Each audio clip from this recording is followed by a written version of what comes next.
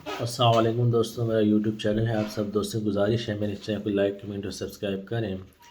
آج ہم آپ کو غیبت کی 5 جائز صورتوں کے بارے میں بیان کریں گے۔ غیبت اگرچہ اتنا گھنونا گناہ ہے کہ علماء نے اس کو ناگناہ کبیرہ میں سے بھی شمار کیا ہے، لیکن اس کے ساتھ ساتھ اس کی بعض صورتیں جائز بھی قرار دی ہے، کیونکہ بعض اوقات اس کی ضرورت ہوتی ہے۔ چنانچہ غیبت کی چند ایک جائز صورتیں حسب ذیل ہیں۔ تظلم یعنی کسی شخص کے ظلم کا اظہار کرنا۔ مثال کے طور پر ایک شخص ظالم ہے اور دوسرا مظلوم ہے۔ مظلوم قاضی کے ہاں اس سے ظلم و ستم کی داستان بیان کر کے داد رسی کا خواہش مند ہے تاکہ اس ظالم کو ظلم سے محفوظ رہ سکے۔ شریعت نے اس مظلوم کے لیے ظالم کا تذکرہ قاضی کے ہاں بیان کرنے کی کھلی اجازت دی ہے۔ چنانچہ حدیث میں ہے کہ سرکار دو عالم نے ارشاد فرمایا، مالدار کے قرض کی ادائیگی میں تاخیر کرنا اور اس کی عزت پہ حملہ اور اس کی سزا کو حلال کر دیتا ہے۔ عبداللہ بن مبارک رحمہ اللہ فرماتے ہیں کہ عزت کے حلال ہونے کا یہ مطلب ہے کہ اس سے درست کلامی کرنا اور سزا سے مراد اس کو قید کرنا ہے۔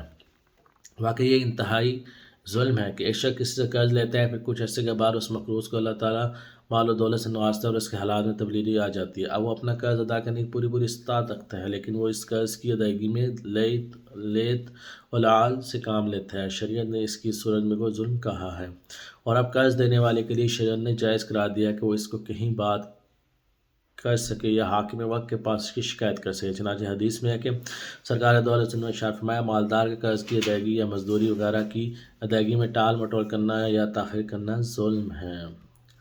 نمبر 2، غیبت کی ایک اور صورت ہے جو جائز ہے، شریعت نے جائز قرار دیا، وہ یہ کہ آپ کسی شخص کی کسی بری خصلت کے بارے میں فتویٰ لینا چاہتے ہیں اور اس کا وہ وصف یا خصلت بیان کرنا ضروری ہو تو آپ مفتی سے اس کی وہ خصلت بیان کر سکتے ہیں۔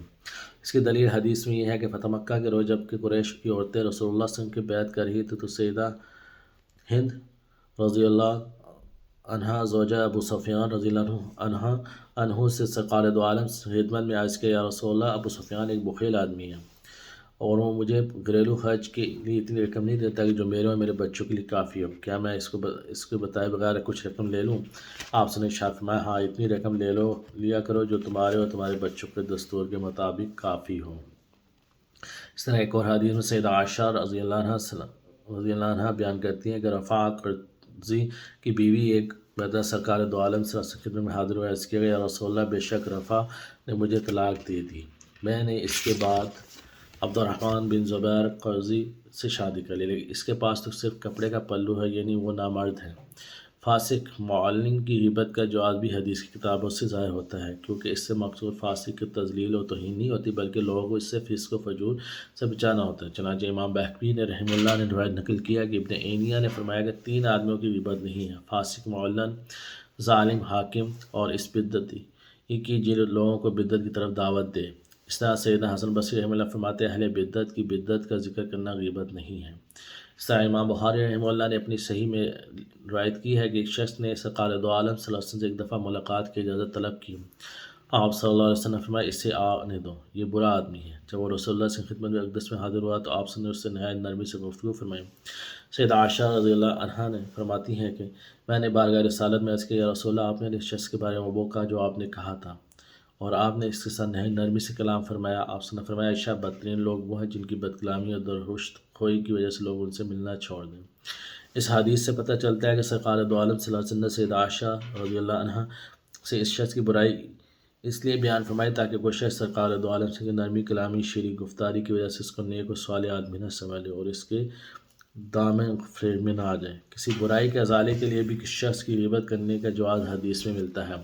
چنانچہ سیدنا ابو درداء رضی اللہ عنہ فرماتے ہیں کہ ایک مرتبہ میں سرکار دو عالم صلی اللہ علیہ وسلم مجلس میں بیٹھا ہوا تھا۔ سیدنا ابو بکر صدیق رضی اللہ عنہ اپنی چادر کا دامن اٹھائے ہوئے آپ سے خدمت میں حاضر ہوئے اور ان کو دیکھ کر سرور کائنات صلی اللہ علیہ وسلم نے ہم سے فرمایا کہ آپ کا صاحب غصے سے بھرا ہوا ہے۔ سیدنا ابو بکر رضی اللہ عنہ اسلام کر کے بارگاہ رسالت پناہ میں عرض کی، یا رسول اللہ، میرے اور عمر بن الخطاب رضی اللہ عنہ کے مابین کچھ چپقلش ہو گئی ہے۔ میں نے جلدی میں انہیں کچھ کہا، پھر نادم ہوا۔ پھر میں نے عمر رضی اللہ عنہ سے کہا کہ مجھے معاف کر دو۔ عمر رضی اللہ عنہ نے مجھے معاف کرنے سے انکار کر دیا۔ اب میں آپ کے پاس آیا ہوں۔ آپ نے یہ سن کر 3 مرتبہ فرمایا، ابو بکر، اللہ تمہیں معاف کرے۔ کچھ دیر بعد سیدنا عمر رضی اللہ عنہ بھی نادم ہوئے اور ابو بکر رضی اللہ عنہ نے مجھ سے معذرت کی، لیکن میں نے ان کی معذرت قبول نہیں کی اور وہ سیدنا ابو بکر رضی اللہ عنہ گھج گئے۔ پوچھا، ابو بکر رضی اللہ عنہ گھر پر موجود ہیں؟ گھر والوں نے کہا نہیں۔ پھر رسول اللہ صلی اللہ علیہ وسلم کی خدمت میں حاضر ہوئے، دیکھا آپ کا چہرہ متغیر ہو رہا ہے سیدنا ابو بکر رضی اللہ عنہ اس چہرے کو دیکھ کر ڈر گئے اور گھٹنوں کے بل بیٹھ کر عرض کیا، رسول اللہ زیادتی میری ہی تھی۔ سرکار دو عالم نے ارشاد فرمایا، مجھے اللہ تعالیٰ نے تمہارے پاس بھیجا ہے، تم لوگوں نے میری تکذیب کی جبکہ ابو بکر رضی اللہ عنہ نے میری تصدیق کی اور اپنے مال و جان اور میری مواسات و غمخواری کی۔ آپ نے دوبارہ فرمایا، کیا تم میری طرف خاطر میرے صاحب کو اظہار رسانی سے چھوڑ دو گے؟ اس کے بعد سیدنا ابو بکر رضی اللہ عنہ کو اجازت نہیں دی گئی۔ اس حدیث سے معلوم ہوا کہ سیدنا ابو بکر رضی اللہ عنہ بارگاہ رسالت میں پناہ میں سیدنا عمر رضی اللہ عنہ کو معاف نہ کرنے کی غیبت اور ان کی اصلاح کے لیے کی تھی۔ اس طرح حدیث میں اور بھی کئی قسم کی مثالیں ملتی ہیں جن میں صحابہ کرام رضی اللہ عنہم اجمعین نے مختلف لوگوں کی اصلاح کے لیے ان کی غیبت کی۔ غیبت کے جواز کی ایک صورت مشورہ کرنا بھی ہے۔ مثال کے طور پر اگر ہمیں کسی جگہ اپنی بچی کی شادی کرنی ہو تو مختلف لوگوں سے لڑکے اور ان کے گھر والوں کے بارے میں پوچھا جاتا ہے، وہ کیسے ہیں، ان کا اخلاق کیسا ہے، وغیرہ وغیرہ۔ اب مشورہ دینے والے کے لیے ضروری ہے کہ وہ لڑکے کے حالات زندگی کے نشیب و فراز کے بارے میں صحیح بتائیں۔ اگر لڑکے میں کوئی ایسی خرابی ہو، یعنی وہ بے نماز ہو، معاملات کا خراب ہو، شراب پیتا ہو، بخیل ہو، بد اخلاق ہو، صحت تیز ہو وغیرہ، تو اس کے بارے میں صاف صاف بتانا چاہیے تاکہ مشورہ لینے والا کو مستقبل میں کوئی نقصان نہ پہنچے۔ خود سرکار دو عالم وسلم بھی ایسے ہی کیا کرتے تھے۔ چنانچہ سیدہ فاطمہ بنت قیس رضی اللہ عنہا بیان کرتی ہیں کہ حضرت ابو عمرو بن حفص رضی اللہ عنہ نے مجھے طلاق مغلظہ دی تو میں عدت پوری کرنے کے بعد سرکار دو عالم صلی اللہ علیہ وسلم کی خدمت میں حاضر ہوئے، عرض کیا کہ معاویہ بن ابی سفیان رضی اللہ عنہ، ابو جہم رضی اللہ عنہ نے مجھے نکاح کا پیغام بھیجا ہے۔ رسول اللہ صلی اللہ علیہ وسلم نے میری عرض داشت سن کر فرمایا، ابو جہم تو اپنے کندھے پر سے لاٹھی نہیں اتارتا، اور ہاں معاویہ تو مفلس ہے، اس کے پاس مال نہیں، تم اسامہ بن زید رضی اللہ عنہ سے نکاح کر لو۔ چنانچہ میں نے اسامہ بن زید رضی اللہ عنہ سے نکاح کر لیا اور پھر مجھ پہ رشک کیا جاتا تھا۔ ان حدیث سے پتہ چلا ہے کہ اگر کوئی شخص کسی سے مشورہ طلب کرے تو مشورہ لینے والے کی خیر خواہی خاطر کسی کا عیب بیان کرنا جائز ہے، جیسے کہ رسول اللہ صلی اللہ علیہ وسلم نے ابو جہم اور معاویہ بن ابو سفیان رضی اللہ عنہم کے ایوب سیدنا فاطمہ بنت قیس رضی اللہ عنہ سے بیان فرمایا۔ اگر کسی شخص کا کوئی وصف مشہور ہو تو اس کے وصف سے پکانا غیبت میں شمار نہیں ہوتا۔ جیسے کہ ایک صحابی کے ہاتھ لمبے تھے تو صحابہ کرام رضی اللہ عنہ کو ذوالیدین، دو ہاتھوں والے کے نام سے یاد کرتے تھے۔ امام بہقی رضی اللہ عنہ نے عبدہ بن سلیمان سے ایک نقل کی ہے، وہ فرماتے ہیں سیدنا عبداللہ بن مبارک رضی اللہ عنہ نے یہ سوال کیا گیا کہ کوئی شخص یہ کہے کہ فلاں کوتاہی قامت، فلاں لنگڑا، فلاں ٹھگنا، فلاں لمبا، تو اس کا شریعت میں کیا حکم ہے؟ تو انہوں نے جواب دیا کہ جواب میں فرمایا کہ جب اس کا ارادہ اس کا عیب بیان کرنا نہ ہو تو بلکہ ان الفاظ سے اس کی شناخت مقصود ہو تو اس میں کوئی حرج نہیں۔ امام احمد بن حنبل رحمہ اللہ نے اپنے مسند میں ایک روایت نقل کیا ہے، سیدنا عبداللہ بن عمر رضی اللہ عنہ فرماتے ہیں کہ جناب رسول اللہ صلی اللہ علیہ وسلم یہود ایک عورت اور ایک مرد کو لائے جنہوں نے زنا کیا تھا۔ آپ نے ان سے پوچھا تمہاری کتاب میں اس کا کیا حکم ہے؟ انہوں نے جواب دیا کہ ہم ایسے لوگوں کا منہ کالا کر کے ان کو رسوا کرتے ہیں۔ آپ نے فرمایا تم لوگ جھوٹ بولتے ہو، تورات میں اس لیے رجم کا حکم ہے، اگر تم سچے ہو تو تورات کو لا کے پڑھو۔ چنانچہ تورات لائے اور اس کو پڑھنے کے لیے ایک کانے کاری کو لے آئے۔ اس سلسلے میں امام نووی رحمہ اللہ نے لکھا ہے کہ اگر شخص کو متعین کرنے اور اس کی شناخت کرنے کے لیے اس کے کسی عیب کو بیان کرنا، یعنی شرط یہ ہے کہ اس عیب کے ساتھ وہ مشہور ہو، جیسے اعمش نابینا، آرچ لنگڑا اور اصم بہرا کے لقب سے مشہور ہو، تو اس کے اس عیب کو بیان کرنا جائز ہے۔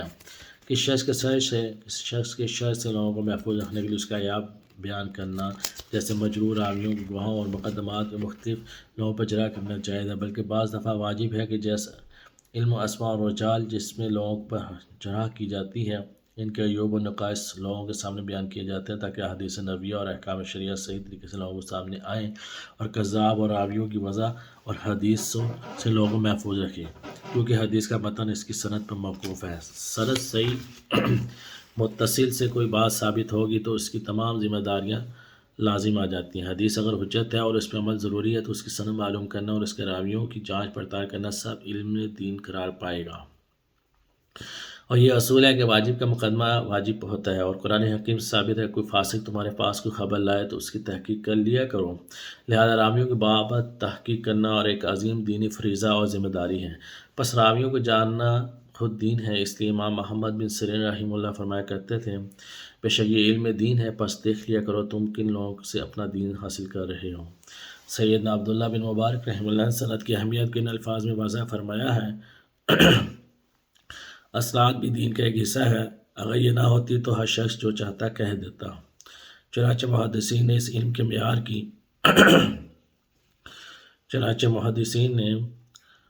سیدنا عبداللہ بن مبارک رحمہ اللہ سند کی اہمیت کے الفاظ واضح فرمایا ہے کہ اسناد بھی دین کا حصہ ہے، اگر یہ نہ ہوتی تو ہر شخص جو چاہتا کہہ دیتا۔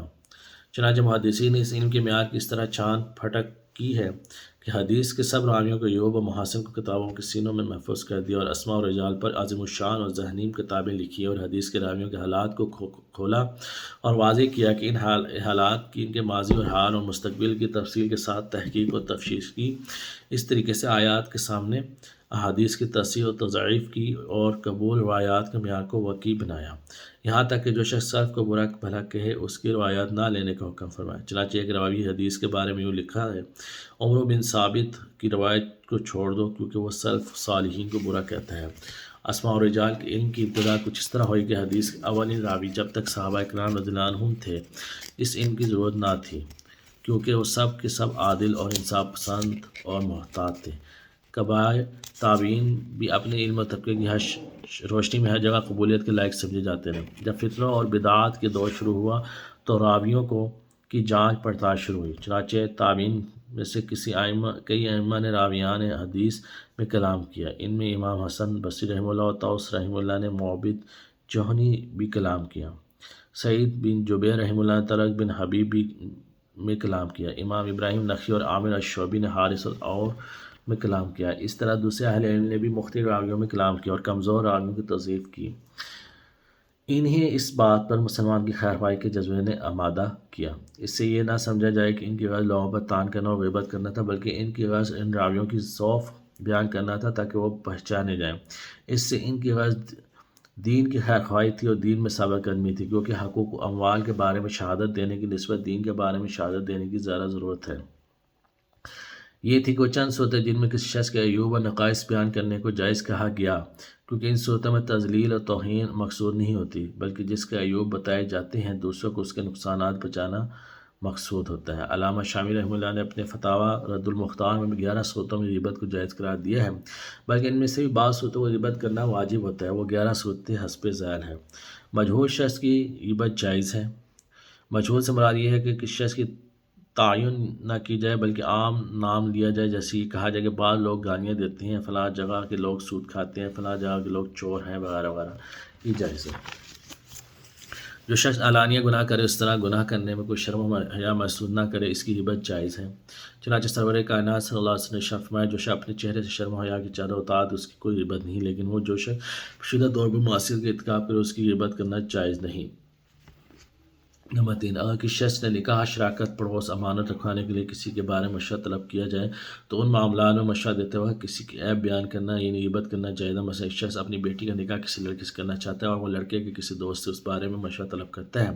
لڑکا اخلاق و معاملات کے لحاظ سے کیسا ہے تو اس مشورہ دینے والے لڑکے کے نقائص اور عیوب بتا دینے چاہیے۔ لڑکا اگر شراب پیتا ہے تو بتا دینا چاہیے، ضروری ہے وہ شراب پیتا ہے۔ اگر وہ لڑکا دھوکہ باز ہے تو بتا دینا ضروری ہے وہ دھوکہ باز۔ اگر اس نے نہ بتایا تو مشورہ لینے والے نے اپنی بچی کی شادی کر دی تو ہو سکتا ہے کہ اس کا نقصان پہنچے۔ جو شخص اپنے الحاد اور بدعقیدگی کے لوگوں سے مخفی رکھتا ہو تو دوسرے لوگوں کو اس کے اس دینی ضرورت سے بچانے کے لیے اس کی غیبت کرنا واجب و ضروری ہے۔ عدالت میں قاضی اور جج کے سامنے کسی دھوکہ باز اور ظالم کے ظلم کو بیان کرنا جائز ہے۔ شریعت کی نگاہ میں یہ غیبت نہیں۔ کسی برائی کو مٹانے اور نہی عن المنکر پر کسی کا تعاون حاصل کرنے کے لیے کسی کی غیبت کرنا ضروری ہے۔ اگر کوئی شخص اپنے مسلمان بھائی کے عیوب و نقائص اور اس کی برائیوں کو غم اور افسوس سے بیان کرے تو شریعت کی نظر میں یہ غیبت نہ ہوگی۔ جیسے کہ شخص نے شراب پینی شروع کر دی ہے، دوسرے مسلمان بھائی کو اس کی برائی کا پتہ چلا اور جس نے افسوس اور غم سے یہ کہا کہ افسوس فلاں شخص نے شراب پینی شروع کر دی، اس صورت میں اس کی برائی کو بیان کرنا غیبت نہ ہوگا، لیکن اس میں شرط یہ ہے کہ وہ اپنے غم اور افسوس میں سچا ہو، ریاکاری اور منافقت سے ایسا نہ کرے کہ دوسرے کی یہ کہ اس کی غرض اصلاح ہو۔ کسی مفتی سے فتویٰ معلوم کرنے کے لیے کسی شخص کی برائی بیان کرنا غیبت نہ ہوگا، اگرچہ صورت یہ غیبت ہے لیکن یہ جائز ہے۔ اگر کوئی فروخت کنندہ کسی خریدار کو عیب والی ناقص شے فروخت کر رہا ہو یا کوئی خریدار دکاندار کو جعلی یا کھوٹی کرنسی دے رہا ہو تو اس کو نقصان سے بچانے کے لیے ان میں سے کسی کی غیبت بیان کرنا جائز ہے۔